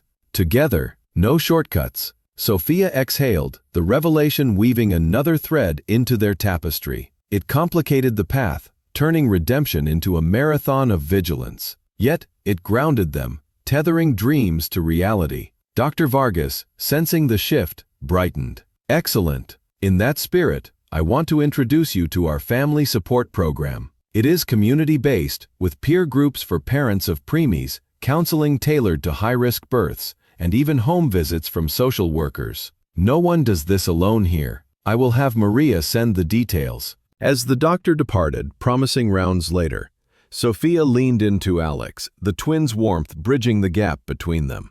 The lounge window framed a sky with sunset hues, painting the room in golds and pinks. It was not absolution, not yet, but a pivot. David's confession echoed in Alex's mind, a mirror to his flaws, while Sophia traced patterns on Noah's blanket, envisioning holidays and scraped knees navigated as a unit. The genetic twist loomed, a reminder that responsibility stretched beyond the hospital walls, into school plays and soccer fields, infusions and insurance battles. In the quiet that followed, Alex whispered plans for their discharge. The old house aired out, a nursery assembled from stored boxes, meals prepped by a service to ease Sophia's recovery. She listened, interjecting practicalities, her voice gaining strength. For the first time since the courtroom's cold finality, conversation flowed without barbs, laced with the tentative optimism of co-parenting. As evening deepened, nurses arrived for vitals, their efficient hands a gentle intrusion. Sophia relinquished the boys reluctantly, watching as they were settled back into the bassinets. Alex remained at her side, wheeling her toward her room, the corridor lights dimming for the night. David's visit had cracked open doors long sealed, his past a cautionary echo. Though forgiveness simmered unevenly, Sophia extended grace in increments, allowing Alex's presence to fill the void step by step. Outside, the city pulsed onward, oblivious to personal reckonings. But within these walls, a family coalesced, forged not in perfection but in persistence. The turning point had arrived, not with fanfare, but with the soft cry of a newborn, demanding they rise to meet it. Sophia realized redemption was not a destination, but the daily choice to turn toward light. And in that choice, hope took root, sturdy and unyielding. Sunlight filtered through the gauzy curtains of the old Victorian house, casting golden patterns across the hardwood floors that creaked underfoot like familiar whispers. It had been 3 weeks since Sophia's discharge from the hospital, and the air inside carried the mingled scents of fresh linens, baby powder, and the faint herbal notes of chamomile tea steeping in the kitchen. The space, once a repository of shared memories, now layered with dust from Alex's solitary months, had been revived through quiet labor. Boxes unpacked, walls repainted in soft neutrals, and a nursery assembled in what used to be the guest room, its walls adorned with murals of starry skies and gentle forests painted by a local artist Sophia had found online during her bedridden days. Sophia stood at the window, cradling Noah against her shoulder, his tiny body warm and heavy with the incremental gains of ounces and milestones. The boy's dark lashes fluttered against his cheeks, his breathing a soft rhythm synced with the distant hum of traffic from the street below. Ethan lay in the bassinet nearby, swaddled in a blanket embroidered with sailboats, his fists pumping the air in sleepy protest against the morning light. At 34 weeks adjusted age, the twins had shed the fragility of the NICU, their skin no longer translucent but flushed with the pink of vitality. Yet, the hemophilia diagnosis lingered like a quiet undercurrent, prompting Alex to stock the bathroom cabinet with factor concentrates and schedule their first pediatric hematology appointment for the following week. She turned as Alex entered the room, balancing a tray with steaming mugs and a plate of sliced fruit. His hair was tousled from sleep, and the sleeves of his Henley shirt were pushed up to reveal forearms marked by faint bruises from the blood draws that had become routine. Gone was the polished entrepreneur in tailored suits. In his place stood a man attuned to the cadence of feedings and burp cloths, his phone silenced except for the occasional chime from the baby monitor app. "Good morning," he said, his voice low to avoid waking Ethan fully. "How did the night go? Any more bruising on the boys?" Sophia shifted Noah to her other arm, accepting the mug with a nod, one small one on Ethan's knee from where he kicked during the 3 a.m. change. "Nothing major, but I applied the cream as the specialist advised. He slept through it like a champ." She sipped the tea, the warmth seeping into her bones, easing the residual ache from her C-section scar. Recovery had been a marathon of rest and gentle walks around the block, her body knitting itself back together under the guidance of physical therapy sessions twice a week. Dr. Vargas had cleared her for light duties, but the emotional terrain proved more uneven, trust rebuilding in layers as thin as the twins' downy hair. Alex set the tray on the changing table, then scooped Ethan up, nestling him against his chest with practiced ease. The boy rooted instinctively, latching on to the pacifier Alex offered from his pocket. "You look tired," Alex observed, his gaze tracing the faint shadows under her eyes. David texted earlier, offering to drop off those meal kits he mentioned. Said he is testing a new service from his network, no strings attached. Sophia arched an eyebrow, a flicker of amusement softening her features. David Reed, reformed workaholic, playing delivery boy? That is a sight I would pay to see. She had glimpsed him once since the hospital, during a brief visit where he arrived with a stuffed bear for each twin and an apology wrapped in anecdotes from his own lost years. His confession had humanized him, transforming the villain of her divorce narrative into a cautionary figure, flawed but striving. Still, boundaries held firm.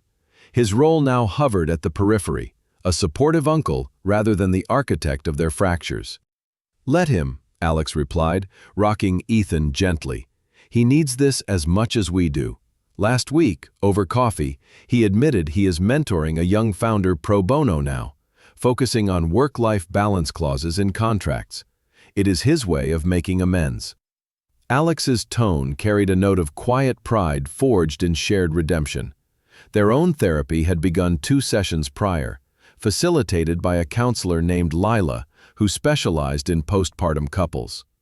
The sessions unfolded in a sunlit office downtown, a neutral ground where words once weaponized now served as bridges. Alex spoke of his grandfather's unspoken hemophilia struggles, the family secret that had shaped his drive to outrun weakness. Sophia unpacked the isolation of her pregnancy, the fear that vulnerability would shatter her further. The doorbell chimed, pulling them from the moment. Alex glanced at the clock, 7:15, then handed Ethan back to Sophia before descending the stairs. Through the nursery monitor, she watched him open the door to reveal not David, but a delivery service bearing crates of organic produce and pre-portioned meal components. Alex signed for it with a grin, hauling the boxes inside and stacking them in the mudroom like trophies of normalcy. By the time he returned, the twins were fussing in unison, a duet of hunger that demanded attention.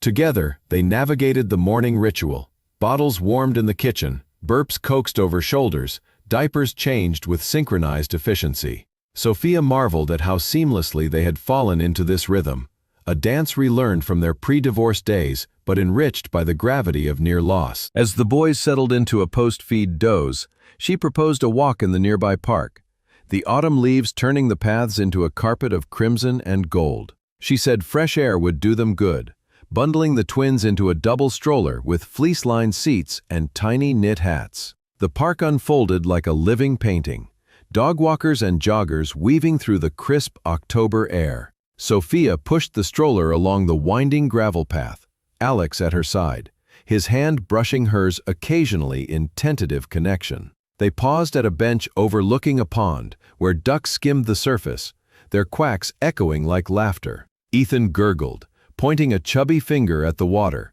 while Noah dozed undisturbed. Sophia thought this was the essence of their fragile new everyday, ordinary moments laced with profound gratitude. They talked as they walked, conversation meandering from the boys' latest quirks to lighter fare. Alex recounted a virtual meeting he had joined the day before, pitching a scaled-back version of his app to a smaller investor group, emphasizing features for family connectivity over raw scalability. The response had been positive, validating his pivot without demanding his soul. He clarified that, "I am not abandoning it all," catching her sidelong glance and reordering. "The company can run on autopilot, with me consulting remotely. David is actually stepping up as interim CEO." He laughed softly. "Who would have thought?" Sophia nodded, the knot of skepticism in her chest loosening thread by thread. "It sounds sustainable. And the boys' fund?" She referred to the trust he had established the week prior, seeded with a portion of his recent payout, earmarked for medical expenses and education. "It is set up," Alex confirmed. "Lawyers handled the details yesterday. Irrevocable, so no temptations to dip in for ventures. For them, entirely." A jogger passed, waving politely, and Sophia waved back, feeling the subtle shift in her posture, the way her shoulders no longer braced for solitude. The therapy had unearthed layers of resentment she had not fully acknowledged. Not just Alex's departure, but the erosion of her dreams, sidelined by his ascent. Lila had prompted her to voice aspirations beyond motherhood. In response, Alex had surprised her with a laptop upgrade and enrollment in an online graphic design course. This was a nod to her abandoned college passion. Small gestures, but cumulative, like the daily infusions that would safeguard the twins. As the sun climbed higher, warming the chill from their cheeks, they veered toward the playground at the park's edge.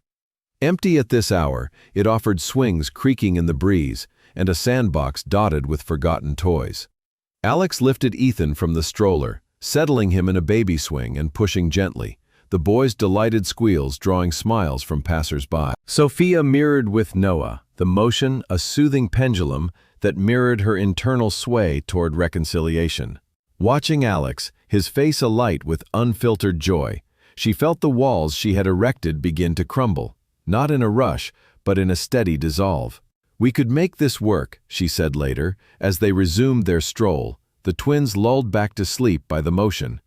Not like before, rushing headlong, but intentional. Dates, even. Babysitters vetted through the support group Dr. Vargas recommended. Alex stopped, turning to face her fully, the path curving around them like an embrace. Intentional sounds perfect. And dates? He reached for her hand, lacing their fingers with a question in his eyes. "Starting now, if you are game. Coffee at that little spot by the lake? Just us, after nap time." She considered the weight of his palm, grounding her. The hurt had not vanished, etched into her like scar tissue, but beside it grew something resilient, trust, tentative yet blooming. "Yes," she replied, squeezing his hand. "Coffee it is, and maybe ice cream after, if the boys cooperate." They continued homeward, the stroller wheels crunching over fallen leaves, the city awakening in a symphony of possibility. David arrived mid-afternoon, as promised, his SUV pulling up with a stack of insulated bags. He joined them for a brief lunch on the porch, regaling the twins with exaggerated tales of boardroom dragons slain, his eyes softening at their coups. As he departed, promising to return for story hour next weekend, Sophia caught Alex's gaze, a silent affirmation passing between them. Evening descended softly, the house aglow with lamps and the flicker of a candle on the dining table. The boys bathed and bedded early, their nursery monitor casting a green nightlight over the proceedings. Sophia and Alex slipped out for their impromptu date, a neighbor from the support program watching the twins with the assurance of a seasoned mother of 3. The cafe hummed with evening chatter, steam rising from their lattes as they claimed a corner table. Conversation flowed unhurried, dipping into dreams deferred, her sketches of children's book illustrations, his vision for a tech incubator focused on parental leave innovations. Walking home under streetlights strung like stars, Sophia slipped her arm through his, the contact natural as breathing. The night air carried the promise of cooler days ahead, but within her stirred a warmth undimmed by seasons. She realized forgiveness was not erasure but integration, the past woven into the fabric of their present without unraveling the whole. Back home, the boys slept soundly, their chests rising in tandem. Alex paused in the doorway, watching Sophia tuck a stray curl behind her ear. "Thank you," he whispered, "for giving us this chance." She met his eyes, the vulnerability there mirroring her own. "We are giving it to ourselves, all 4 of us." In the quiet that followed, as they prepared for bed side by side, Sophia felt the dawn of true hope. Not a fairy tale perfection, but a hard-won light, illuminating the path forward. Actions, not oaths, would sustain them through infusions and first steps, conflicts and celebrations. And in that commitment, their family stood, roots deepening into soil enriched by trial, branches reaching toward an open sky.